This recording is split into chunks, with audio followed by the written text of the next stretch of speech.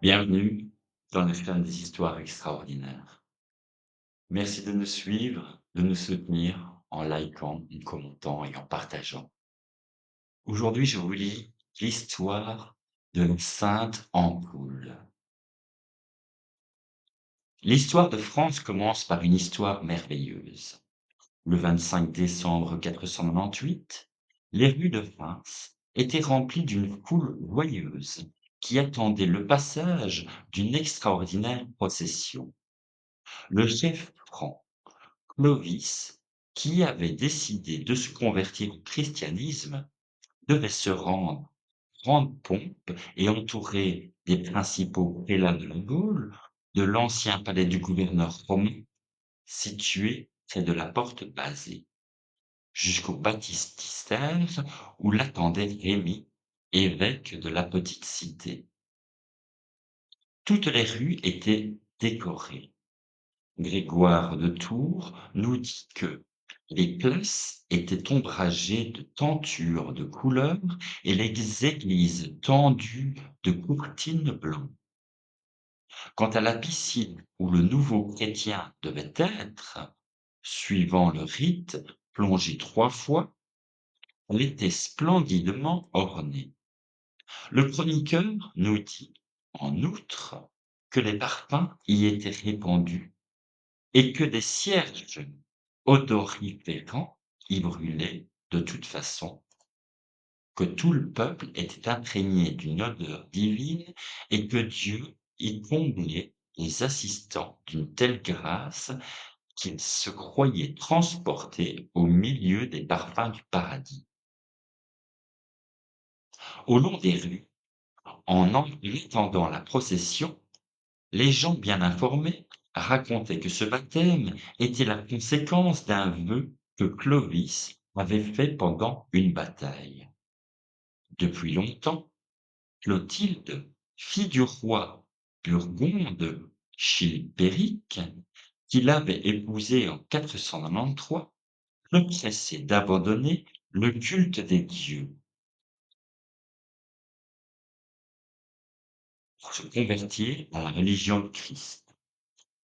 Mais le franc hésitait. Or, quelques mois plus tôt, alors qu'il se battait contre les Alamans, la fortune semblant lui être contraire, il s'était adressé au ciel en ces termes: «Dieu de Clotilde, toi que ma femme affirme être le fils de Dieu vivant, si tu me donnes la victoire sur ses ennemis, je croirai en toi et me ferai baptiser.» Aussitôt après cette prière, les Alamans avaient fui dans le plus grand désordre. Une victoire miraculeuse dont s'était réjoui Clovis, puisqu'elle lui assurait toute la Gaule septentrionale avec une autorité incontestée, tant sur les Gaulo-romains que sur les Francs germaniques. Les Rémois, qui attendaient en bavardant, auprès de la cathédrale bâtie par saint Nicaise 97 ans plus tôt, firent soudain silence. Un bourdonnement de chants religieux annonçait l'arrivée du cortège et bientôt débuta sur la place. En tête marchait le clergé rémois, précédé d'un porte-croix, puis Rémy, qui avait instruit le roi dans les dogmes chrétiens, et différents évêques dont les mitres, les crus et les anneaux ornés d'une améthyste émerveillèrent les braves gens. Des moines et des religieux suivaient en chantant des hymnes de gloire. Enfin venait Clovis, tout seul, vêtu de la blanche robe des catéchumènes. Derrière lui marchaient 2 jeunes femmes dont la rumeur publique avait propagé les ravissants prénoms Alborfled et Lantechilde. C'étaient les sœurs du roi. Elle aussi devait recevoir le baptême, tout comme les 3000 guerriers qui fermaient le cortège, 3000 francs aux d'énormes moustaches tombant sur leurs tuniques virginales qui avançaient en s'efforçant de paraître recueillis. La cérémonie allait donc durer toute la journée et le menu du peuple, c'est une intense jubilation.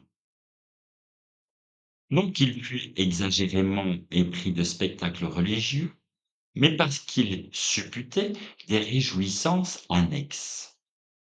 L'entrée de cette foule de nouveaux convertis au sein de l'Église allait être accompagnée, en effet, de festins, de beuveries, dont le pieux prétexte absolvait d'avance tous les excès. Lorsque le porte-croix se trouva devant le baptistère, le cortège s'arrêta.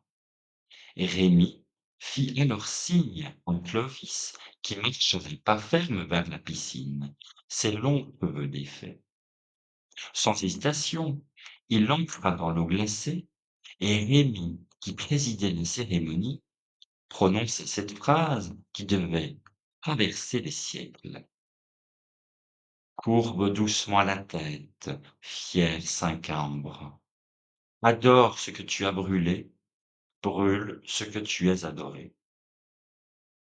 Après quoi, le roi, ayant confessé sa foi en Dieu tout-puissant et en la Trinité, l'évêque, à 3 reprises, lui plonge la tête dans l'eau, au nom du Père, du Fils et du Saint-Esprit. Clovis sortit de la piscine, accueilli par un prêtre qui l'entoura d'un grand linge et le boutonna avec respect. Séché, le roi se rendit dans une pièce voisine pour y revêtir une nouvelle tunique de lin. Il est réapparu l'instant d'après. Le public, admis dans le baptistère, s'apprêta alors à assister sans passion à la deuxième partie de la cérémonie, la confirmation. L'évêque allait oindre le front du nouveau baptisé avec le saint crème. On chanterait quelques psaumes et tout sera terminé. La beuverie et le festin attendu par le menu peuple pourraient enfin commencer.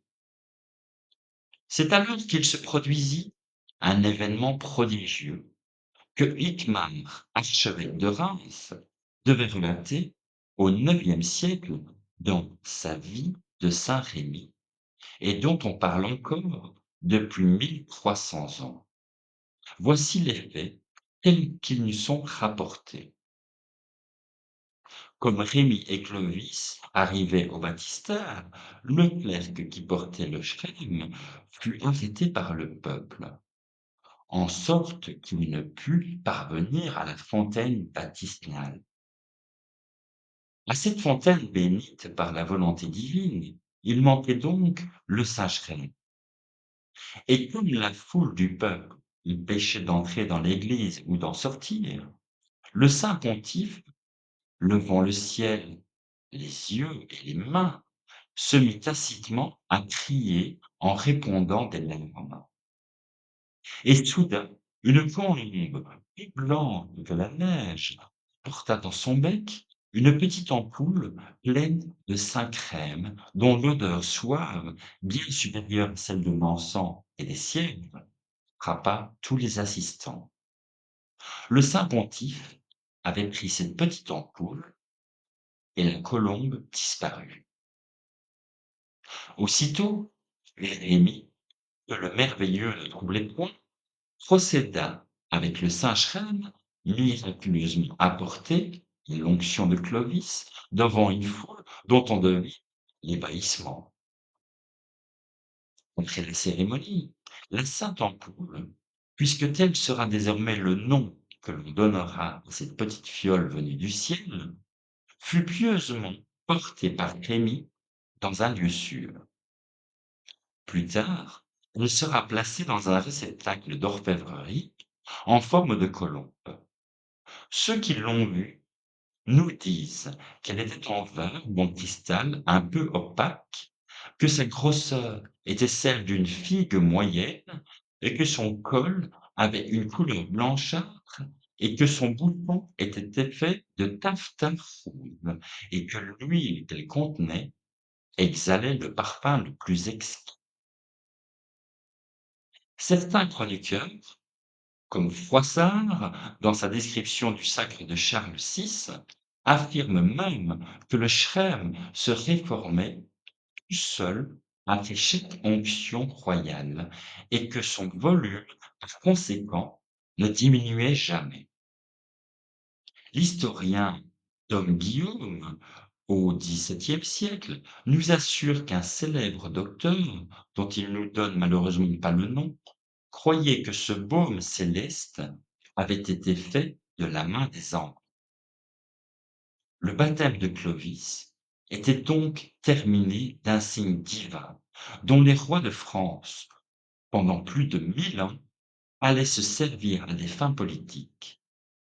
En effet, l'origine céleste de la Sainte Ampoule devait élever la France au rang de fille aînée de l'Église, suggérer l'idée d'une cérémonie, d'une prise de pouvoir intégrée à la liturgie religieuse, le sacre, faire de ce sacre une véritable initiation propre à transformer le souverain en roi prêtre et en un roi thaumaturge.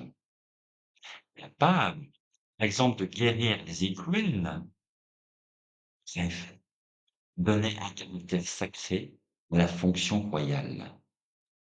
Aventure merveilleuse qui allait rendre jaloux tous les souverains du monde et amener les rois anglais à s'inventer une sainte ampoule, celle de saint Thomas Becket, afin de fonder leur monarchie sur les bases aussi solides que celles des Français. Cette sainte ampoule, devenue signe divin, fut utilisée lors du sacre de presque tous les rois de France jusqu'à la Révolution. Mais le 16 Vendémien, en deux, le conventionnel Ruhl, on le sait, la brisa à coups de masto sur les matchs de la statue de Louis XV qui se dressait au milieu de la place royale de Reims. Pourtant, malgré l'hargne de ce révolutionnaire, la sainte ampoule ne devait pas disparaître complètement. Quelques débris contenant un peu de baume furent recueillis par l'abbé Céron, curé de Saint-Rémy. Ce baume, mêlé à d'autres huiles bénites, fut enfermé dans un nouveau reliquaire et servi au sacre de Charles X, ultime reste du Chrême envoyé lors du baptême de Clovis. Il a fait encore partie aujourd'hui du trésor de la cathédrale de Reims.